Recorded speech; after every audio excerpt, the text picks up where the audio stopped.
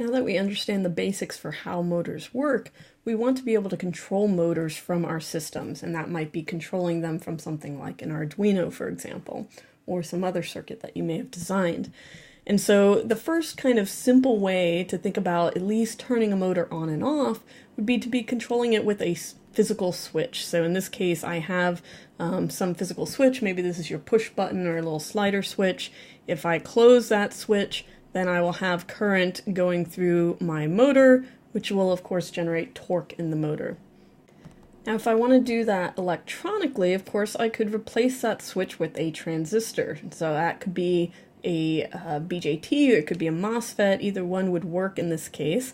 For a BJT, for example, I might have a biasing resistor, and as soon as I increase that Vin maybe to something like 5 volts from your Arduino, and I set up some base current going through here, then I will set up some collector current going through here, which will drive the motor and generate torque again.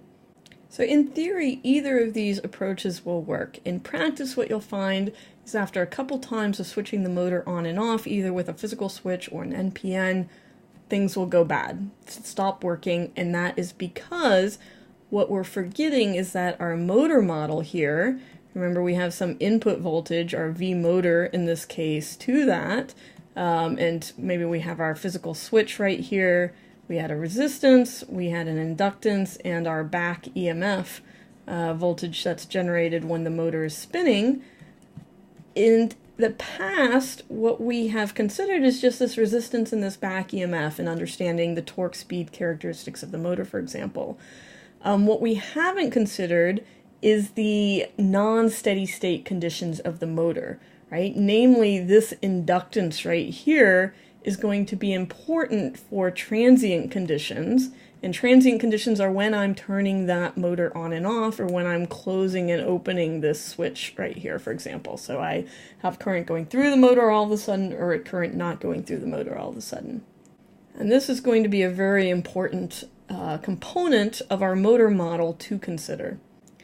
To understand why these fail, let's look at this model more closely. So remember that the voltage across an inductor, right, the voltage across that inductor is going to go as the inductance times the derivative of the current going through that inductor. And so what that means is that the magnetic field that's being stored in that inductor is going to resist changes in current flow, right? So if the current is changed suddenly, you're going to establish a fairly large voltage across that inductor. So a way to visualize that graphically is if I have current flowing through my motor here, and all of a sudden I open this switch, right, which is going to stop current flowing through that motor, right? So my current is going to go down fairly rapidly here, but because of that, this inductor is going to see a voltage spike. So I might have kind of 0 volts across that inductor, so this red line is my VL right here, and then all of a sudden, right, when I drop that current, that's going to spike super high, right, and then come back down shortly after as that magnetic field gets dissipated, right? Unfortunately for us, what that is going to mean is now I have a fairly high voltage at this point right here, right, and that fairly high voltage, it can be a lot higher than V motor. This can be as high as, kilovolts, basically, of voltage, and a lot of physical switches and certainly transistors typically aren't rated for that kind of voltage, and you'll get some arcing. In a transistor, you'll get breakdown, and you'll actually damage your switch there. And that's why those devices, after a couple times, will typically fail. So the big question is what we're going to do about this, how we're going to fix that basic circuit topology to switch on and off a motor in order to handle this kind of giant voltage, and this is what we typically call a kickback voltage from this inductor. So here's that basic topology again with our transistor being used to switch the motor on and off. And my challenge is that I want to make sure that the voltage at this point does not exceed a certain limit that will cause my transistor to fail, right, from the inductance that's in this motor, basically. And so the way I'm going to do that is I'm going to use a diode.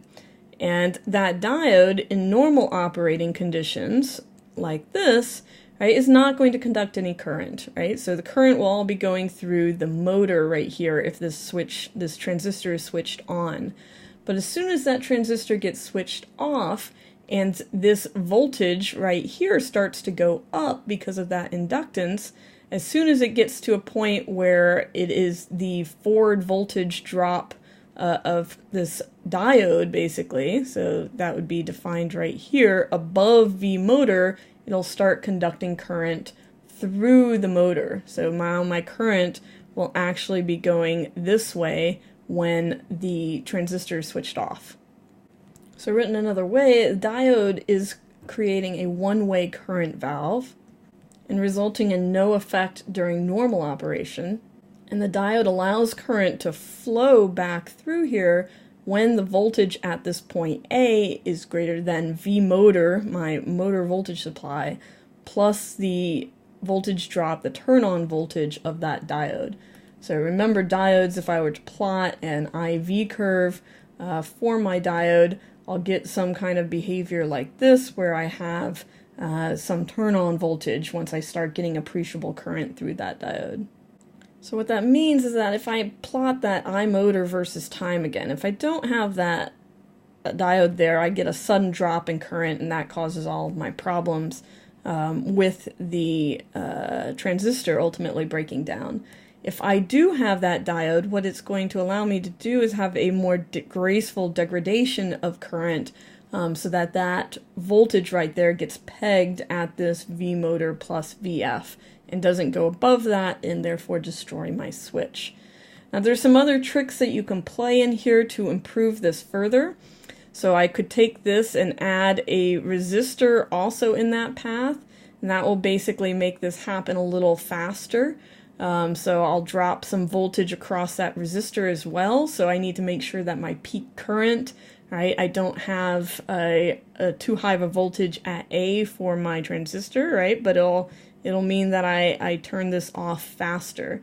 So in this case, I would have to, that voltage at point A would be V motor plus VF plus the peak current times my resistance right there. So that peak current would be this point right here. So I peak might be right there, right? And so the reason I might want to do this is if I have this slow decay in current, right, I'm still getting torque out of my motor when I turn it off, right? And if I want to turn it off faster, still without increasing this voltage too much, right, this resistance might allow me to do that a little better. There's other configurations with xenodiodes and the like, but this is the simplest way to prevent that kickback voltage or flyback voltage using what we call a flyback or kickback diode across the motor.